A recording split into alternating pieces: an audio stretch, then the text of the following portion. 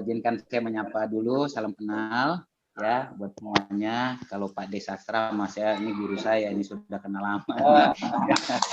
Pak Desastra, Ibu Yuni, ya. Ya, Pak Haryadi, Ibu Jenny, Bapak Nababan ya, sama Ibu Dermawati, salam kenal. Ya, Ibu Tina sama Pak siapa nih, saya sering lihat nih tapi lupa. Pak Surya ya? Oh, Pak Surya, shalom ya. Ibu Heni, salam kenal. Ibu Eli, Ibu Tuti, salam kenal ya. Ibu Ina Dewi, Jaya siap. Bu Lydia, iya Bapak. Oh iya Bapak yang PC ya, saya lupa Pak Kamto ya, betul ya Pak? Oh iya. Pak siapa Bu yang sebelahnya? Pak Iwan Hendra. Oh iya, Pak Iwan Hendra ya. Aduh, udah lama nggak ketemu ya. Nah ini komandan-komandan saya Pak Amos Andi, Pak Dani Mande. Ya, salam kenal Pak Daud Handoko dan Bro Tantoni ya. Selamat malam. Selamat malam. Dan ada Pak Tayu nih. Wah, Pak Tayu. Baik, saya mau bersaksi tentang bagaimana perjalanan hidup saya sekilas saja ya. Namun sebenarnya perjalanan hidup saya ini banyak sekali pertolongan Tuhan. Salah satunya bagaimana Tuhan memulihkan hubungan kami nih, saya dengan istri. Dulu itu saya banyak menuntut sama istri saya karena tatkala saya menikah, wah ternyata apa yang saya harapkan ini berbeda sekali gitu. Jadi seringkali saya menuntut apa yang tidak ada dalam istri saya. Nah, jadi akhirnya tatkala saya banyak menuntut, bukannya lebih baik keadaannya, namun akhirnya saya jatuh dalam dosa. Saya mencoba, saya larian juga keluar, saya coba melihat apa namanya something lah di luar ya. Namun apa yang saya dapatkan itu tidak sesuai dengan apa yang saya harapkan juga ternyata. Namun lebih parah gitu. Nah, akhirnya saya juga belajar di sana gitu. Dulu saya sering juga istri ini pernah juga kecewa sama saya, bagaimana saya membandingkan beliau gitu ya kan. Siapa sih istri yang mau dibanding-bandingkan ya, seperti nggak bisa masak ya kan, apa namanya, karena istri saya ini paling jago dia, paling jago milih-milih buah. Beliau tuh kalau beli buah itu pasti busuk-busuk ya kan, padahal ada yang bagus, dia nggak bisa pilih buah itu. Terus kalau potong buah aja nggak bisa. Kalau orang-orang potong mangga itu dari yang ada apa? Yang ada batangnya, dia dari belakangnya, ya kan? Nah, jadi itu dari situ aja, waduh, kok gini banget gitu ya kan? Nah, saya sering kali dulu pengen dimasakin sama istri gitu ya. Namun itu nggak pernah terjadi gitu. Terus bagaimana bersihin kamar dulu gitu ya, itu yang ngurusin mama mertua saya semua gitu loh, karena istri saya memang anak dimanja ini, karena apa, emang didikannya nggak usah disuruh kerja, karena pikir mamanya daripada dia kerja ntar malah berantakan, malah ngeberesin lagi kan gitu. Nah jadi akhirnya itu terbawa sampai kepada pernikahan kami gitu. Nah banyak hal juga yang terjadi dalam kehidupan pernikahan kami, namun ternyata tatkala saya mencari sesuatu yang tidak saya dapatkan di luar, justru itu membuat saya semakin terpuruk secara kerohanian juga dan hubungan dengan istri. Walaupun tampak di luar kita fine-fine aja, baik-baik aja. Saya juga sama istri juga sayang, ya kan? Kita nggak pernah mukul, selalu saya sayang dia, ya. Karena beliau ini kan istri saya. Namun ada hal-hal yang ternyata itu membuat hubungan kami itu terasa jauh walaupun dekat. Nah, satu kali saya juga akhirnya jatuh di dalam berbagai-bagai dosa gitu ya. Baik dosa penajisan, percabulan, dan obat deh. Ada juga gitu. Nah, namun pernah saya beberapa kali gitu, saya dalam hati atau saya berdoa begini, bilang sama Tuhan, Tuhan, tolong pulihkan hubungan kami gitu. Kalau Tuhan pulihkan hubungan saya dengan istri, saya akan tinggalin semua gitu. Saya ngomong sama Tuhan begitu, dan itu saya tidak jelaskan juga sama istri. Saya nggak pernah cerita. Namun seringkali saya bilang begitu sama Tuhan. Tuhan, saya mau hubungan saya sama istri ini pulih Tuhan. Namun tolong maksud saya tolong pulihkan hubungan saya. Baru semua tuh saya mau tinggalin gitu. Dosa-dosa itu saya mau tinggalin. Namun Tuhan itu tegur saya di banyak hal. Dari saya sakit, akhirnya saya mengerti. Saya kena yang namanya saraf kejepit, ya. Saya dioperasi 2 kali dan saya terkapar itu selama berapa bulan. Dan di situ saya melihat bagaimana istri saya ngurusin saya di rumah sakit. Istri saya sampai saya nggak bisa ke toilet, dia yang cebokin saya pakai gantiin saya pampers gitu ya. Waduh, dia setia banget sama saya. Nah, itu Tuhan perlihatkan tuh ya nggak.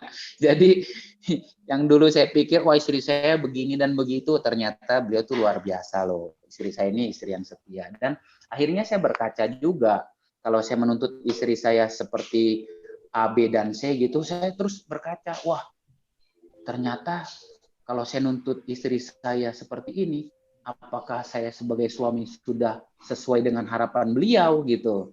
Namun kalau saya melihat diri saya sendiri, ternyata kalau mungkin istri saya nggak ngomong gitu, namun saya tahu bahwa ternyata saya juga menjadi suami itu bukan suami idaman. Saya bilang dalam hati saya ini banyak kekurangan. Kalau istri saya banyak kekurangan, pasti saya juga banyak kekurangan.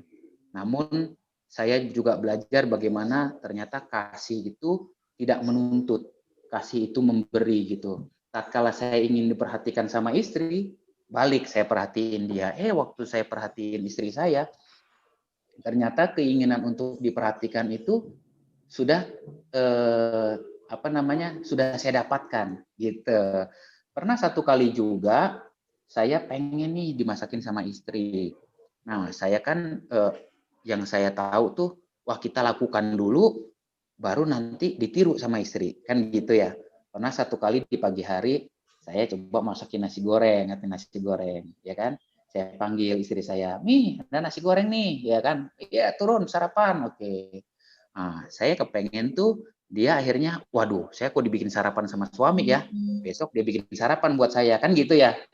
Besoknya lagi, dia langsung ngomong sama saya, "Kok bikinin lagi dong nasi goreng." Waduh, ini mau berarti saya nyervis dia terus nih tiap hari ini gitu kan. Nah, namun saya dapat satu ayat juga di Efesus 5 ayat 25. "Hai suami, kasihilah istrimu sebagaimana Kristus telah mengasihi jemaat dan telah menyerahkan dirinya baginya." Waduh, Tuhan itu mengasihi jemaat, menyerahkan nyawanya buat saya. Nah, sekarang saya melihat diri saya, boro-boro saya memberikan nyawa saya kepada istri saya. Sedangkan hal-hal yang kecil aja, saya nuntut istri lebih banyak gitu. Sedangkan saya juga banyak kekurangan. Wah, ini saya jadi suami yang egois nih, gitu kan ya. Nah, dari situ banyak hal yang saya dirubahkan. Dan satu hal juga, bagaimana ada saya kena masalah dalam keuangan, saya ditipu dan lain-lain, akhirnya itu mengganggu ekonomi kami. Namun dari situ saya justru diberkati apa? Saya kepada istri saya lebih dekat, kepada anak-anak kita lebih dekat. Sekarang kalau dulu saya ngobrol sama istri itu susah sekali. Waktu saya ngomong mau ngobrol sama istri udah tidur atau dia nggak bisa nyambung apa yang saya omongin gitu loh. Ya, karena apa? Karena saya bisnis teknik. Beliau ini properti gitu ya. Jadi kadang-kadang nggak nyambung tuh kalau ngomong ya. Nah, tapi sekarang waktu saya coba buka kuliner, nah kita bisa nyambung. Dulu istri saya nggak pernah yang namanya nyapu ngepel atau pegang cabai bumbu masak, nggak pernah. Namun saya ngelihat dia sekarang mau nimbangin cabe, tomat, itu dia mau. Wah, itu luar biasa, saya bahagia sekali. Walaupun dia nggak bisa masak, tapi dia mau nimbang. Dan akhirnya apa? Saya melihat ternyata walaupun dia nggak bisa masak dan lain-lain, tapi dia urusin anak-anak saya. Nah, di situ saya saya baru melihat bahwa di dalam kekurangan dia ada kelebihan, dan di dalam kelebihan saya juga saya banyak kekurangan. Nah, dari situ akhirnya saya menyadari kesalahan saya. Saya juga sudah tinggalkan yang namanya dunia malam saya dan yang lain-lain. Dan saya bersyukur saya hari ini bisa lebih dekat dengan keluarga saya. Nah, mungkin kan nggak eh, belum lengkap ya. Kalau saya sendiri yang ngomong, apakah benar? Makanya saya ajak ini saksinya istri saya. Nah, sekarang saya mau tanya, benar nggak Mi? Ya, sebelum istri bersaksi, perkenalkan namanya dulu dong. Nanti ya langsung nanti apa yang disaksikan oleh Brother Daniel, kita pengen konfirmasi apa betul ya. Jangan-jangan cuman itu ya. Ya, silakan. Shalom, nama saya Lina. Iya, jadi saya bersyukur banget kami bisa ada sampai saat ini, itu semua karena kemurahan Tuhan. Ya, berbagai masalah kami hadapi dalam kehidupan berumah tangga. Kami lalui bersama, walaupun banyak ribut-ribut. Ya, tapi ya akhirnya kembali akur juga ya. Sekali lagi ya karena kemurahan Tuhan. Yaitu karena Tuhan ikut campur tangan dalam kehidupan keluarga kami. Emang suami saya banyak perubahan dari awal kami menikah, itu konflik yang terus-menerus.